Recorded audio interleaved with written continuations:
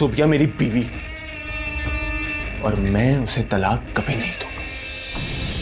हदी, हदी, मैं अब ऐसा कुछ नहीं करूंगी जिससे मेरे मम्मी डैडी का सर झुक जाए। अगर तुम्हारी या मेरी वजह से ऐसा कुछ भी हुआ तो मैं पूरी जिंदगी तुम्हारी शक्ल नहीं देखूंगी।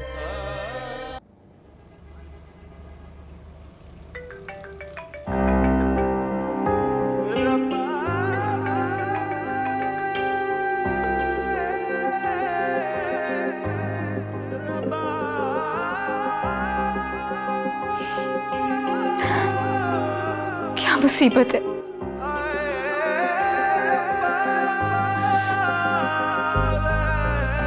बस अब मैं थकने लगी हूँ अहमद। और कितना तोड़ोगे तुम मुझे। एक कॉल रिसीव करना भी तुम्हें गवारा नहीं है।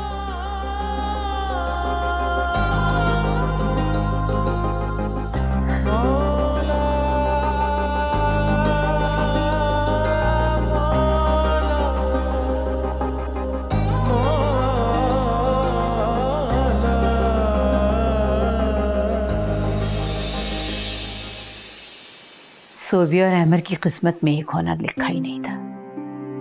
शादी के कार्ड छप जाने के बावजूद भी वो दोनों एक नहीं हो सके। काश सोबिया ने हमें उसी वक्त बता दिया होता तो उसे इतनी अजियत तो ना सहनी पड़ती। अहमर को हरगिज इस बात का पता नहीं चलना चाहिए, वरना उसकी और आशी की जिंदगी पर बहुत बुरा असर पड़ेगा। अल्लाह खारत करे उस हदीद को, हशाम को अगर उसकी असलियत का पता चल गया ना तो वो शायद दोबारा बुशरा को अपनी जिंदगी से निकाल देंगे। और उसे देखो, उसने अपने घटिया बेटे की हरकत को ना सिर्फ छुपाया बल्कि उसे सपोर्ट भी किया। श्रद्धापा, आप हशाम भाई को कुछ मत बताइएगा वरना सोबिया का नाम भी उछलेगा।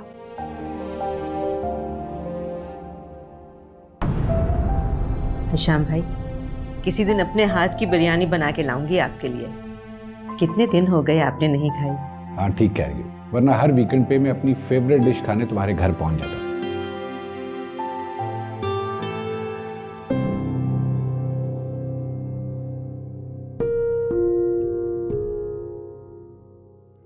क्या बात है आशी बेटा, इतनी खामोश क्यों हो?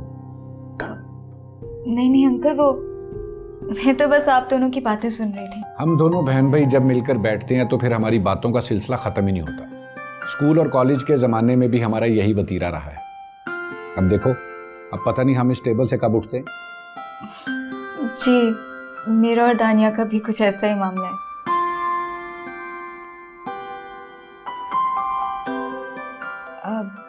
ये अहमर अभी तक ऑफिस से वापस ही नहीं आया। अच्छा होता ना अगर लंच के टाइम वो भी होता। तो बेटा आप उसे कॉल कर लेती, बुला लो उसे लंच पे। की थी मैंने अहमर को कॉल, उसने रिसीव नहीं की। ऑफिस में ना एक दो बड़ी इंपॉर्टेंट मीटिंग्स थी, शायद उसमें बिजी हो गया हो। जी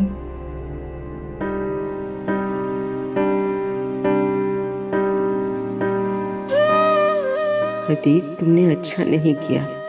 आशी का चेहरा बता रहा है कि वो अहमर की मोहब्बत से महरूम है।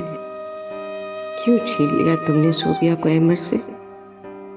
तुम्हारी एक जिद ने कितने लोगों की खुशियां छीन ली। अच्छा मैं चलती हूँ, सोबिया आ जाती तो उससे मुलाकात कर लेती। अब मेरा जल्दी जाना भी जरूरी है। हशाम साहब की बहन जो तशरीफ लाई हुई है, मैं तो अब उसका नाम भी सुनना पसंद नहीं करती। अल्लाह जाने किस जन्म का बदला लिया उसने हम दोनों के बच्चों से। श्रद्धापा, प्लीज आप हशाम भाई को मत बताइएगा, हम सोबिया की हदीद से तलाक करवाने लगे हैं। अच्छा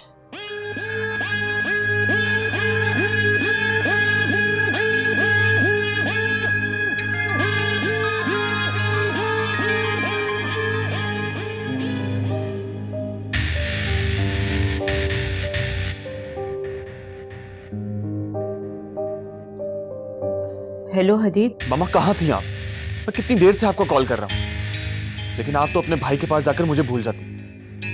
क्या ऑल फॉल बोल रहे हो? हम लोग खाना खा रहे हैं, मेरा मेरा पर्स लाउंज में था। बस आप जल्दी से घर आ जाएं, बहुत परेशान हूं। क्या हुआ, खैरियत तो है? कुछ भी खैरियत नहीं है। मैं भी सुल्तान अंकल के पास से ही आ रहा हूँ, कुछ भी ठीक नहीं है। बस आप जल्दी से घर आ जाएं, 1 मिनट भी ना रुके वहां। हेलो, क्या हुआ बुशरा, सब खैरियत है? वो हशाम भाई, हदीद की तबीयत थोड़ी खराब हो रही है, मुझे फौरन जाना होगा। उसकी चहेती बीवी किस मर्ज की दवा है? तुम अभी तक उसके शौहर की जिम्मेदारियां संभालती हो। नहीं हशाम भाई, ऐसी बात नहीं है। बुशरा, तुम जानती हो, जब भी इन दोनों का जिक्र आता है तो मेरी सांस रुकने लग जाती है। अहमर की वो हालत मेरी नजरों के सामने आ जाती है। चलो मैं ड्राइवर को कहता हूं, तुम्हें छोड़ आता है। हशाम भाई, आप मुझसे कभी खफा तो नहीं होंगे ना? बुशरा प्लीज, तुम्हें बहुत जल्द इशरत और अहमर के सामने अपनी पोजीशन क्लियर करनी होगी। तुम क्यों वहां अचानक हदीद का रिश्ता लेकर पहुंच गई? क्यों मेरे बेटे की दुल्हन को अपनी बहू बना लिया तुमने? बुशरा, मेरा झुका हुआ सर सिर्फ तुम उठा सकती हो।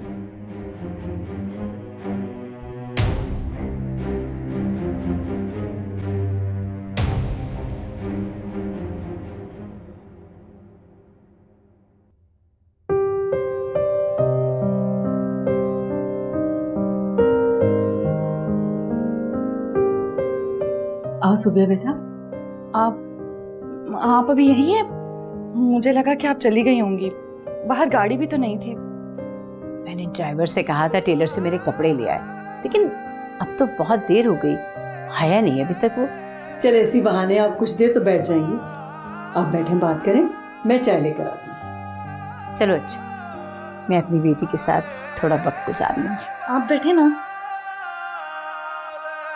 सोबिया,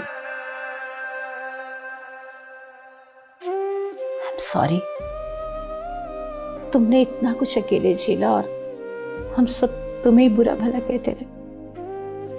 तुम देखना, हमारी बद्दुआएं उस हदीद और उसकी माँ को कभी खुश नहीं रहने देगी। जिंदगी अजीरन हो जाएगी उनकी। खाला, मैं उनको जितनी अजियत दे सकती थी मैंने दी, अब बाकी डैडी संभाल लेंगे। मेरी जान, अब तुम अपने घर में हो, अपने पेरेंट्स के पास हो, महफूज हाथों में हो। और नुसरत मुझे बता रही थी कि वो किसी कोर्स के लिए तुम्हें अब्रॉड भिजवा रही है। जी खाला, मैं यहाँ से कहीं दूर चली जाना चाहती हूँ। सोबिया, वो बेटा जो हुआ सो हुआ। लेकिन प्लीज अहमर को इस बात की खबर नहीं होनी चाहिए, वरना आशिक और उसका घर, तुम समझ रही हो ना। देखो देखो बेटा, अगर अहमर को पता चल गया कि तुम्हें डिवोर्स हो रही है तो वो सब कुछ भूल कर वापस तुम्हारे पास आ जाएगा, क्योंकि मैं जानती हूँ वो तुम्हें आज तक नहीं भूला है। सबसे पहले तो मैंने उसे ही बताया था खाला, और आज भी अभी अभी उसे हदीद से अलैदगी की खबर सुना कर आई हूँ। सोबिया बेटा, तुम समझ रही हो ना मैं क्या कह रही हूँ? तुम मत सोचो आज ही बेकसूर उजड़ जाएगी मेरी जान,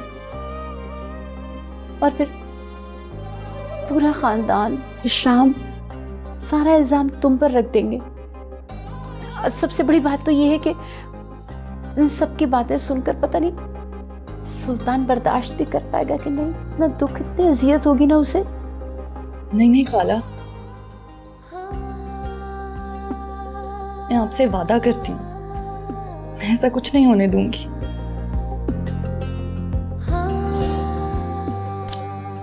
मेरी जान, मेरी बच्ची, खुश रहो। और बताएं, आपने कुछ खाया?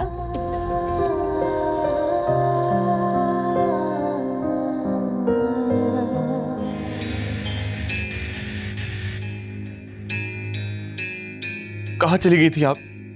आपको मेरी जरा फिक्र नहीं है? क्या हुआ अदीत, सब खैरियत तो है? कुछ खैर नहीं है। सुल्तान अंकल ने एकदम से मुझसे नजरें फेर ली। मुझे कहा है कि मैं सोबिया को डिवोर्स दे दूं।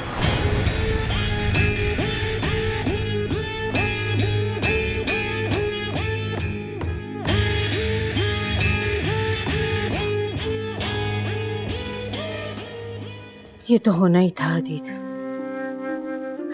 ये जोर जबरदस्ती का रिश्ता आखिर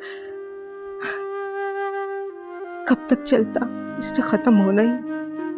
तुम्हें मैंने कितना समझाया था, मगर तुम कुछ समझना ही नहीं चाहते।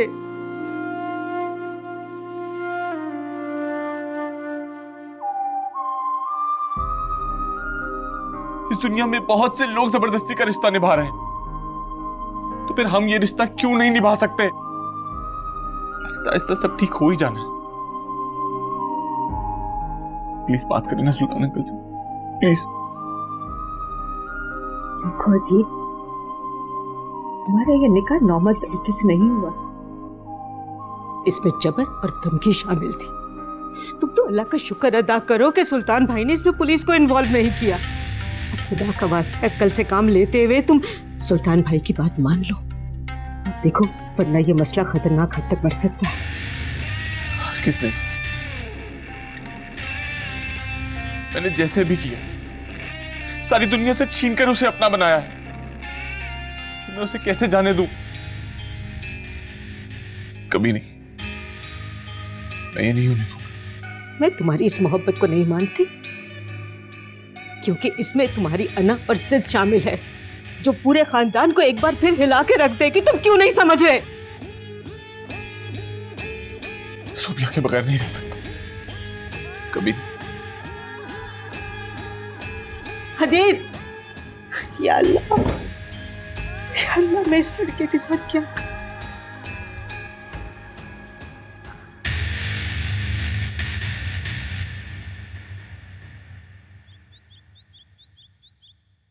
रहना कब तक है सहना,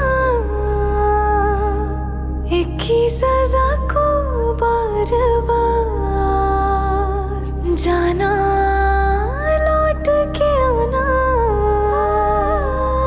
दिल कर रहा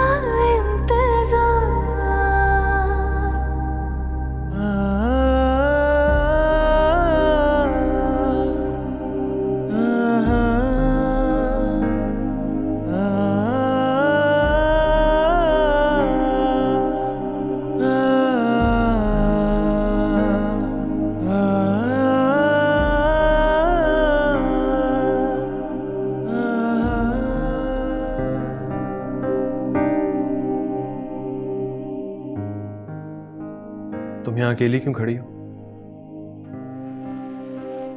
और बाकी सब कहाँ हैं? बुशरा आंटी वापस चली गई हैं। अंकल अपने कमरे में रेस्ट कर रहे हैं और इशरत आंटी नुसरत आंटी के घर गई हैं।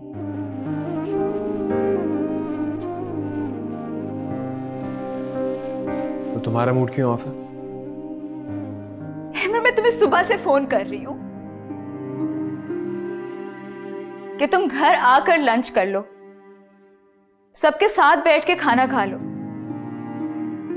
सब तुम्हारा वेट कर रहे थे घर पे, लेकिन मजाल है जो तुमने मेरी एक कॉल उठाई हो।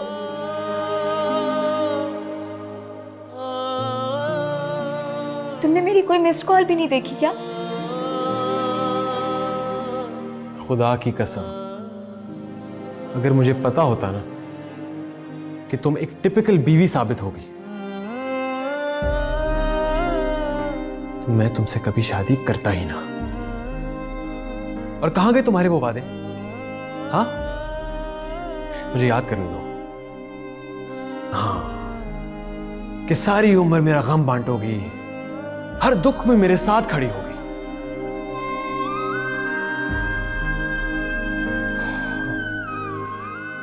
मसला यह है कि अब हमारा दुख भी एक नहीं रहा, क्योंकि शादी के बाद तुम्हारी हदीद के लिए मोहब्बत एकदम गायब हो गई।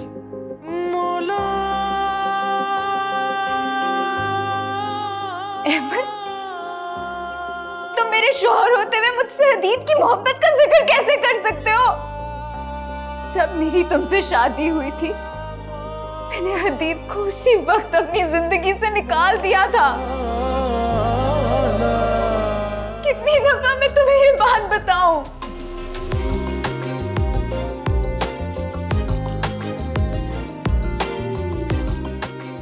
जानना चाहते हो ना तुम हदीद की क्या अहमियत है मेरी जिंदगी में? सुनो,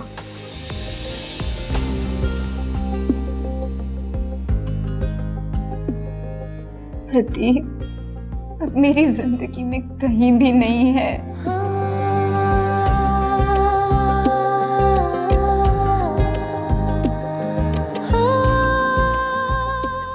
यानी जिसकी शादी के बाद तुम पूरी तरह टूट चुकी थी,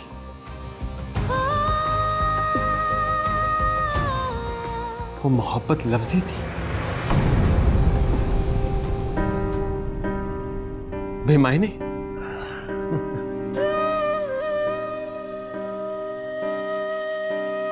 और आज तुम चाहती हो मैं अपनी मोहब्बत भी भुलाकर हमेशा के लिए तुम्हारा हो जाऊं।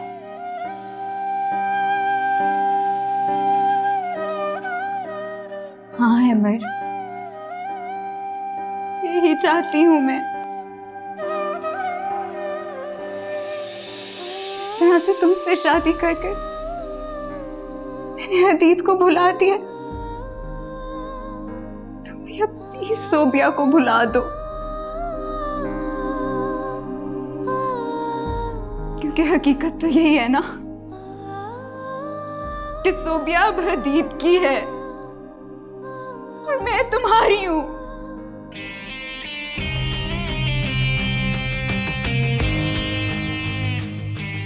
यही तो मुश्किल है कि वो हदीद के पास होते हुए भी उसकी नहीं है और मेरी ना होते हुए भी।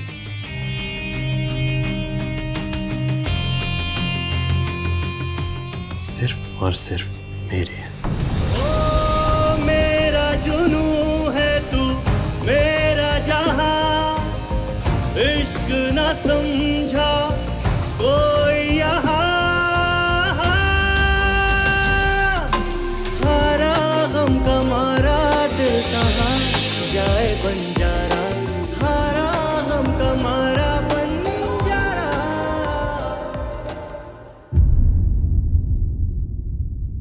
भूल जा ऐ दिल। किसी से जबरदस्ती मजबूरी में तो मोहब्बत नहीं करवाई जा सकती ना। कैसी जबरदस्ती? तुमसे शादी की ख्वाहिश का इजहार उसने खुद किया था, इतनी आसानी से नजरें नहीं फेर सकता वो। हदीद, तुम क्यों उस लड़की की खातिर अपनी सारी जिंदगी बर्बाद कर रहे हो? फ्यूचर पर तवज्जो दो, आगे बढ़ने के मौके तलाश करो। ये बेसुकून की जिंदगी में तुम मुझे और अपने आप को क्यों ख्वार कर रहे हो? लड़की? वो महज एक लड़की नहीं, बीवी है वो मेरी। भूल जा